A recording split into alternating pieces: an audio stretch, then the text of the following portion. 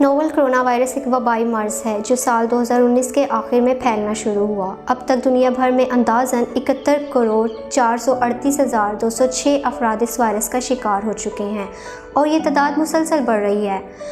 Corona virus के इलाज के लिए की जाने वाली काविशें अब फैसलाकुन मराहिल में दाखिल हो चुकी हैं। अब जबकि हम कोरोना वायरस की वैक्सीन के हसूल के नज़दीक पहुंच चुके हैं, तो ये वैक्सीन लोगों तक कैसे पहुंचेगी, इसके क्या असरात मुरतब होंगे, लोग इस बारे में मुतजस्सिस हैं। हेल्थ स्पेशल के इस खुसूसी प्रोग्राम में खुशामदीद। मैं हूं आपकी मेज़बान फ़रहीन एजाज और महकमा primary and secondary health care की जानिब से पेश किए जाने वाले इस प्रोग्राम में आज हमारे साथ मौजूद हैं doctor Melanie Karen. Welcome miss Karen. Thank you for having me, it's an honour. Doctor Melanie, अब जबकि हम इस वैक्सीन के हसूल के नज़दीक पहुंच चुके हैं, तो हमारे नाज़रीन को बताएं कि ये वैक्सीन हम तक कैसे पहुंचेगी। तो जैसे कि आप लोग जानते हैं कि अब हम लोग फ़र्स्ट टाइम इस स्टेज पे पहुँचे कि हमारे पास इतना डेटा है कि हम इसको कलेक्टिवली यूज़ कर सकें एक वैक्सीन बनाने के लिए। तो मैं आपको बताती चलूँ कि वैक्सीन बनाने के क्या स्टेप्स होते हैं, क्या ट्रायल्स होते हैं जिन पे हम फाइनली जो है ना एंड रिज़ल्ट तक पहुँच सकते हैं कि वैक्सीन हमने यूज़ करनी है।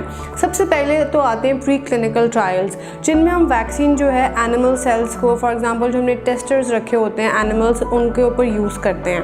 उसके अलावा फिर सेकेंडली हम मूव फॉरवर्ड करते हैं फ़ेज़ 1 की तरफ। फ़ेज़ 1 में क्या होता है, हम जो है पॉइंट ऑफ व्यू में लेके आते हैं कि रिस्क फैक्टर्स क्या हैं और क्या क्या ऐसी चीज़ें जो ऐड हो सकती हैं इस वैक्सीन के अंदर, क्या क्या चीज़ें जो इसको अफेक्ट कर सकती हैं, कौन से फैक्टर्स हैं जो इसके साथ डायरेक्टली या इन्वर्सली प्रोपोर्शनल आते हैं।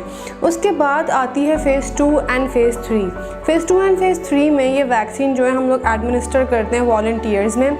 इसमें वॉलंटियर्स के अलावा वो लोग भी हैं who are actually sick, who are willing to take the vaccine for their treatment, तो वो लोग भी इसमें इन्वॉल्व हो जाते हैं। जब ये फ़ेज़ 3 कंप्लीट हो जाता है, मुकम्मल हो जाता है, फिर हम जाते हैं ड्रग के या वैक्सीन को FDA अप्रूव करवाने के पॉइंट ऑफ व्यू से। और जब हम उधर से अप्रूवमेंट हमारे पास आ जाती है, फिर आता है phase 4 which is the conclusive phase. और इसमें क्या होता है कि यहाँ पर फ़ेज़ 4 में जो है हम देखते हैं कि over the period of months या ईयर्स इस वैक्सीन की साइड इफ़ेक्ट्स क्या हैं, इसके आफ्टर इफ़ेक्ट्स क्या हैं, जिन लोगों ने, जिन वॉलंटियर्स ने या जिन सिक लोगों ने वैक्सीन एडमिनिस्टर करवाई है उनको क्या इलामात आ रही हैं, उनको कोई ऐसी साइड इफ़ेक्ट्स हैं जिनको उनको सामना करना पड़ रहा है, और जो फ़र्क लोग हैं उनमें कौन सी ऐसी कॉमन साइड इफ़ेक्ट्स हैं। तो ये सब कुछ है जो हमें इस वैक्सीन के ट्रायल के साथ साथ जो है अपने माइंड में रखना पड़ेगा। उसके बाद आ जाती है बात कि वैक्सीन किन किन लोगों को दी जाएगी।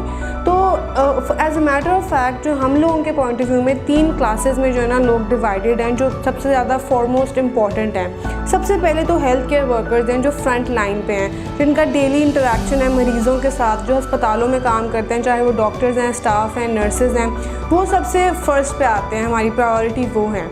उसके बाद सेकंड नंबर पे आते हैं जो ओल्ड पीपल हैं, यानी कि जो सीनियर सिटीजन हैं। मतलब अगर आपने एक एस्टिमेट लगाना हो तो all those people who have age greater than 60 years, वो लोग आते हैं। और थर्ड पे वो लोग हैं who already are suffering from a disease. अब डिजीज़ में क्या हो सकता है, हाइपरटेंशन हो सकती है, डायबिटीज़ हो सकती है, एस्थमा हो सकता है, वो सारी डिजीज़ेज़ जो आपकी इम्यूनिटी को वीक करती हैं, जो आपको इम्यूनो कॉम्प्रोमाइज्ड बनाती हैं, उन लोगों को भी हम ये वैक्सीन एडमिनिस्टर करना चाहते हैं जो ऑलरेडी वीक हैं इम्यूनिटी के पॉइंट ऑफ व्यू से। तो ये 3 कैटेगरीज़ हैं जो हमारे माइंड में हैं उन लोगों के लिए जिनको हम वैक्सीन एडमिनिस्टर करना चाहते हैं। डॉक्टर मेलेनी, तहकीकात में ये बात भी सामने आ रही है कि बेशक हमारे पास वैक्सीन मौजूद है, लेकिन फिर भी हमें एहतियाती तदाबीर पर अमल करना है। इसकी वजाहत कर दें। तो जैसे कि आप जानते हैं कि ये एक पेंडेमिक है जो इस सारा साल चलती आई है और इसकी वैक्सीन भी अभी रिसेंटली ही बनी है। तो वी डोंट नो कि इस वैक्सीन की साइड इफ़ेक्ट्स क्या हैं और इस वैक्सीन का टेन्योर कितनी देर रहेगा। मतलब जैसे यूजुअली वैक्सीन्स लगती हैं बच्चों में, मतलब उनका स्केड्यूल होता है 9 मंथ्स 15 मंथ्स बच्चों में लगती है, बट ये वैक्सीन जो है ये एक एडल्ट वैक्सीन है, इसलिए हम लोगों को अभी ये श्योरली नहीं पता कि इसके इफेक्ट्स जो हैं वो मंथ्स तक रहेंगे या ईयर्स तक रहेंगे।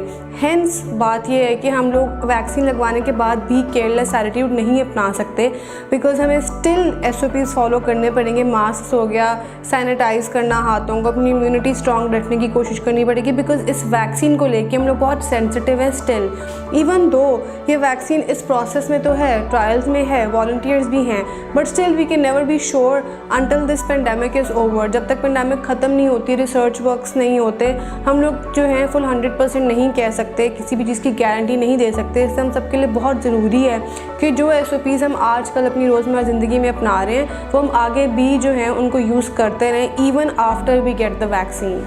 डॉक्टर मेलेनी, तमाम ममालिक इस वैक्सीन को लोगों तक पहुंचाने के लिए कोशिश कर रहे हैं और अमूमन इम्यूनाइजेशन पर भी काम हो रहा है, लेकिन इस वैक्सीन को लोगों तक पहुंचाने के लिए कौन कौन से रिस्क फैक्टर शामिल हैं, इस सिलसिले में आपके क्या ख़्यालात हैं? जैसे कि आप सब जानते हैं कि वैक्सीन अभी बिल्कुल फ्रेश और न्यू बनी है, तो ये ज़रूरी नहीं है, बल्कि ये पॉसिबल भी नहीं है कि ये वैक्सीन सब तक पहुंचे। और ये बात हम सबको अंडरस्टैंड करने की ज़रूरत है कि जैसे शुरू में वैक्सीन आएगी, हर किसी को वो मुहैया नहीं होगी। तो एक ये ऐसी चीज़ है जिसमें हमें लोगों को ये एजुकेट करने की ज़रूरत है कि एज़ एंड व्हेन नीडेड आवाम तक ये पहुँच जाएगी। उसके अलावा एक और फैक्टर ये कि एक एडल्ट वैक्सीन है, जैसे कि मैंने थोड़ी देर पहले भी ये बात डिस्कस की। एडल्ट वैक्सीन का मतलब है कि हम लोग मोस्टली एडल्ट्स हैं जिनको ये वैक्सीन लगेगी। Old people, senior citizens, health workers, उनको ये वैक्सीन लगेगी, तो ये एक एडल्ट वैक्सीन है। अभी हमें इसका टेन्योर नहीं पता, हमें इसकी ड्यूरेशन नहीं पता, हमें इसकी हाफ लाइफ नहीं पता, हमें ये नहीं पता है कब तक काम करती है, डेज़ हैं, मंथ्स हैं, ईयर्स हैं या आवर्स हैं, हमें ये वाला फैक्टर भी नहीं पता। तो ये भी अफेक्ट कर सकता है इसकी इफ़ेक्टिविटी को, कि किस तरह ये इफ़ेक्ट करती है लोगों को। उसके अलावा एक और फैक्टर है कि इनमें से काफ़ी जो वैक्सीन है, vaccine usually cold storage unit जो है ना वो इनको चाहिए होता है अपनी ट्रांसपोर्टेशन के लिए, एक जगह से दूसरी जगह पहुंचने के लिए। तो इसको लेके भी अभी हम लोग श्योर नहीं है, हम लोग कॉन्फिडेंट नहीं है कि क्या ये फैसिलिटी मुहैया की जा सकती है उस हर जगह पर जहाँ पर ये वैक्सीन लेके जाएगी। उसके अलावा एक और चीज़ ये कि वैक्सीन जिन लोगों में हमने एडमिनिस्टर करनी है, हमें ये नहीं पता कि उनकी विलिंगनेस क्या है, वो किस हद तक कॉन्फिडेंट हैं ये वैक्सीन लगवाने के लिए, वो किस हद तक खुद इनकरेज्ड हैं और वो किस हद तक चाहते हैं कि बाकी लोग भी लगवाएं। उनकी विलिंगनेस, उनकी कोऑपरेशन, इस चीज़ के बारे में भी हमें अभी नहीं पता। तो ये कुछ चीज़ें जो हमारे जहन में हैं, जिनके बारे में अभी श्योर नहीं है, ये वक्त के साथ साथ ही हमें फाइनल मालूम होंगी। Thank you doctor Meloni. ये था हमारा आज का कोरोना वायरस की वैक्सीन पर ख़ुसूसी प्रोग्राम। याद रखें, हमेशा बावसूख और मुसद्दक़ा मालूमात पर यकीन करें और ये मालूमात अपने जानने वालों तक ज़रूर पहुँचाएँ। शुक्रिया।